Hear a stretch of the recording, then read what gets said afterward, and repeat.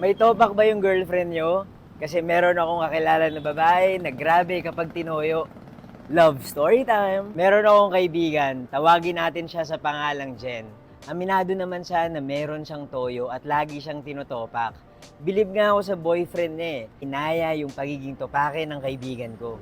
Madalas na kinikwento sa akin ni Jen kapag nag-aaway sila nung boyfriend niya. Minsan nga pinagsasabihan ko siya kasi yung mga galit at away nila, minsan wala nang sense. Kahit self-confessed problematic si Jen, ang sabi niya sa akin, mahal na mahal daw siya ng boyfriend niya.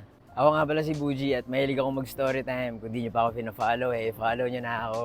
Nangyari to nung college pa si Jen. Nag-aaral siya sa isang kilalang school sa University Belt. Sikat din yung boyfriend niya kasi member ng basketball team. Isang beses nga na nag-away sila dahil nakalimutang tawagin ng boyfriend ni Jen yung pangalan ni Keropi. Sino si Keropi? Siya yung stuffed toy na wallet ni Jen.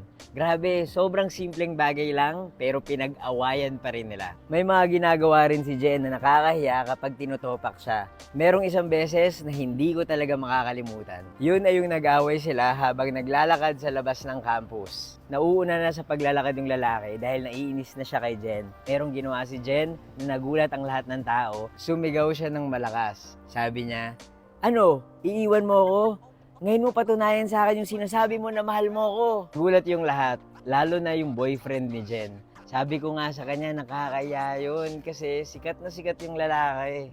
Sa gulat ng boyfriend, kinarga niya si Jen, tapos lumayo sila sa mga tao. Nagsorry yung lalaki at nagkabati sila. Bilib din ako dun sa lalaki kasi mahal na mahal niya si Jen. Graduate sila ng college at ngayon may mga anak na sila. Pero hindi sila nagkatuluyan eh. May kanya-kanya na silang mga pamilya at ang alam ko, hindi na sila magkaibigan.